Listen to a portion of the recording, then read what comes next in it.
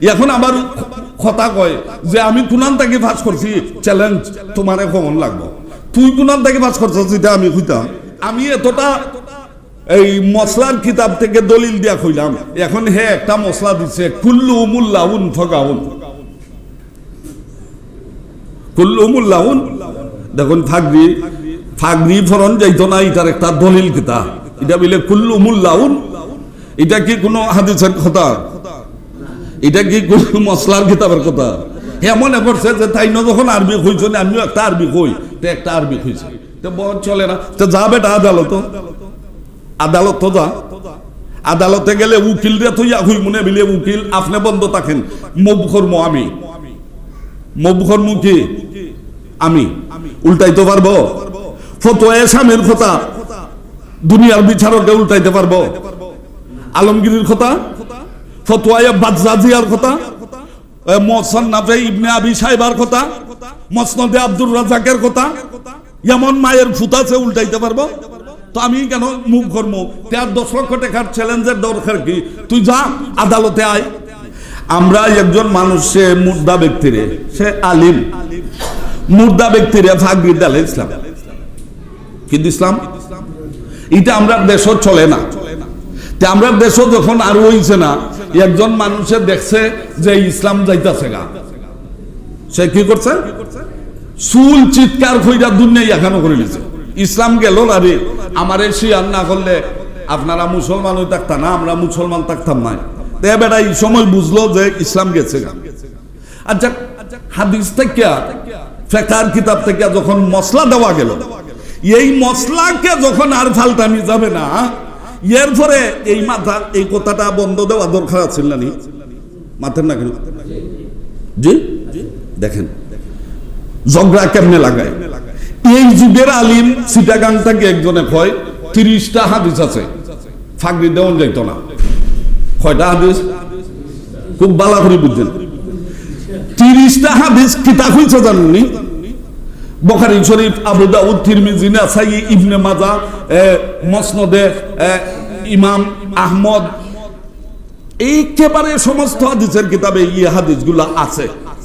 আমিও মানি, আপনিও মানেন, না মানলো মানন লাগবে, আপনার ইচ্ছা না থাকলো মানন লাগবে, কারণ হাদিসগুলো সত্য। কিতাব আল্লাহর রাসূল সাল্লাল্লাহু আলাইহি ওয়াসাল্লামের খাফন হইছে 3 খাফরে। কয় খাফরে? এবারে 30টা দলিল দিছে। আচ্ছা কোন চাই? 30টা দলিল দিছে। যদি তার বিবাদ মীমাংসা করার যদি থাকতো, তাহলে এর পরে আর কোন কথা আসেনি। এগুলারে আইনা একটা সামঞ্জস্য বিধান করলো না। এখন 30 হাদিস দিয়া খালি কয় রাসূলের 3 খাফরে জানাজা দেব হইছে, খাজেই 3 খাফরের বাহিরে কিচ্ছু দিলই কি তৈব খেলাফ হইব, সুন্নতের খেলাফ হইব। তো আমি তারে শেষ পর্যন্ত জিজ্ঞাইলাম, মিয়া সাহেব আপনি তো দিয়েছেন 30টা দলিল রাসূলের 3 কাপড়ে জানাজা হইছে, আমরা 130টা দলিল দিতাম পারমু রাসূলের 3 কাপড়ে জানাজা হইছে। কিন্তু এই কথা আপনার জানা আছে নি যে এই রাসূলের 3 কাপড়ে জানাজা হইছে, ওই রাসূলই কইছেন আমার একজন সাহাবী হইলেন মুস্তাহিদ, আমার একজন সাহাবীরে যদি তোমরা অনুসরণ করো তোমরা ফত পাইয়া যাইবা। তাহলে হযরত উমরের ছেলে আব্দুল্লাহ ইবনে উমর, আব্দুল্লাহ ইবনে বিশ্বের সবচেয়ে বড় মুফতি, আল্লাহর নবীর উম্মতের মধ্যে সবচেয়ে, তাই কাফানা ওয়াকিদা ইবনাহু ওয়াকিদান বি আমামাতিন ওয়া কামিসিন, তাইনের ছেলেরে ওয়াকিদ নামক ছেলেরে ফাগরি এবং কামিজ সহ দাফন করছেন। তাহলে রাসূলের 3 কাপড় আছে না নাই? আছে। তারপরে লাগাইছেন কিতা আমামা দিছেন, তারপরে খামিজও দিছেন। কয়টা হইছে? 5টা। এটা কি পৃথিবীর সাধারণ মানুষে করছে না নবীর সাহাবী করছেন? আর নবীর সাহাবীর ব্যাপারে কইছেন আমার সাহাবী যদি কোনো সিদ্ধান্ত দেন তিনি মুস্তাহিদ, উনার সিদ্ধান্ত তোমরা মানতে হবে, এটাও সুন্নাত। তাহলে আমরা উমর ইবনে খাত্তাবের ছেলের সিদ্ধান্ত নিয়ে একজন আলিমের ব্যাপারে কি করছি? ফাগরি লাগাইছে। এখন দেখা গেল যত ফতোয়ার কিতাব ওইগুলি, প্রত্যেক ফতোয়ার কিতাব ওই লেখন যে সাধারণ মানুষের 3 কাপড়ই দিতে হবে। কয় কাপড়ে?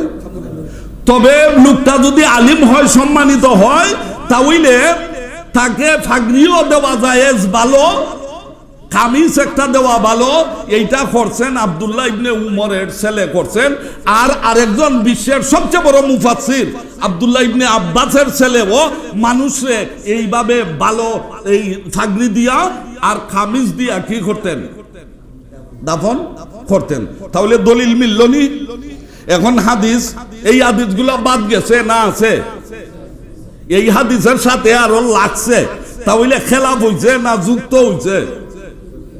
এবারটা খেলাফ বুঝে না যুক্ত বুঝে না, একদিকে আলাপ কইরা একটা ফাট সৃষ্টি করছে।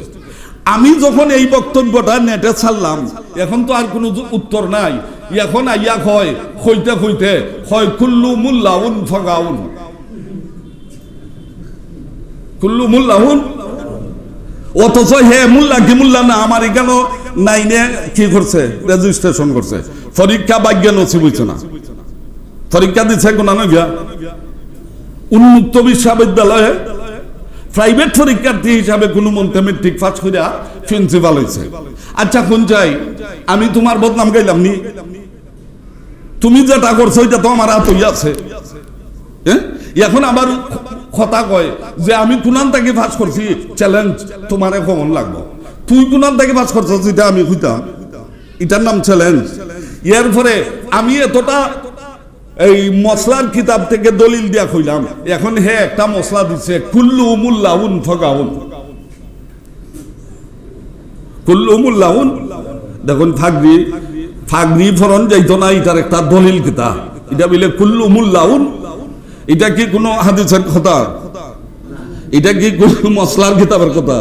হ্যাঁ মনে করছে যে তাই না, যখন আরবি হইছে আমিও একটা আরবি কই, তো একটা আরবি হইছে। এখন এইটা তো পাগল পাগলই। আরেকজন আইয়া নাজিল হইছে কইতা কিয়া, এখন তাইনো আইয়া এই সাবাইল গাছরে আবার সাবাইয়া কইতাছন, কই না রসুল রে 3 কাপড়ে জানাজাতে হইছে, হাদিস শুনাই জন্য খেলনা ভাই একটা হাদিস হই আর 10 লক্ষ টাকার চ্যালেঞ্জ দেলাইছই। আমি জিগাই এরা কি সমাজে বেজাল লাগাইতেছে না সমাজরে শুদ্ধ করতে চাইতেছে? দুইও হাদিসরে একত্রিত কইরা যখন কইলাম যে রসুল রে করা হইছে এটা সুন্নত, এটা ছাড়ন যাবে না, এটা সুন্নতে এটা ওয়াজিব, কাফনের শর্ত। আর হযরত উমরের ছেলে যে দুইটা করছেন এটা ভালো স্টেশন, তুমি যদি করো করো, না যদি করো তোমারে কেউ বলবে না, করতেই হবে এই কথা বলা যাবে না, আপত্তি করা যাবে না। তাহলে আর কোনো বেজাল আছে? এখন আরেক বেটাই ওতলা কিতাব সামনে লইয়া একটার কথাও বলছে না, হয় তুমি এবার অর্থায়ের বাইনি। ওই মুমিন মুফতিরে হয়, তুমি আমার নাম ধরছে না অবশ্য, তো মুমিন মুফতিরে হয় তুমি এবার অর্থায়ের বাইনি 10 লক্ষ টাকার ছিলেন। আর যখন চাই খের এবার তার খের কিতা, এটার তো সমাধান হইয়াই গেছে, তুমি করলে করো না করলে নাই, ঠিক না বেটি? এটা মুস্তাহাব না ফরজ? ফাগরি দেওয়া মুস্তাহাব না ফরজ? তো মুস্তাহাব খাস দেওয়া তো বেজাল নাই, তুমি করলে করো না করলে নাই, তোমার কেউ বাধ্য করতে পারবে না। এটা ইসলামে জায়েজ, বাধ্য করা জায়েজ নাই।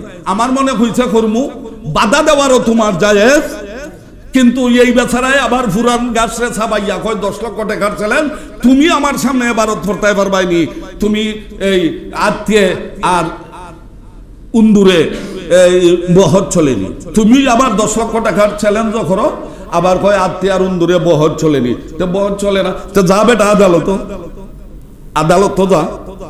আদালতে গেলে উকিল রে তুই হই মনে বিলে উকিল আপনি বন্ধ থাকেন, মবখর মো আমি, মবখর মু কি আমি, উল্টাইতে পারবো? ফতোয়া স্বামীর কথা দুনিয়ার বিচারকে উল্টাইতে পারবো?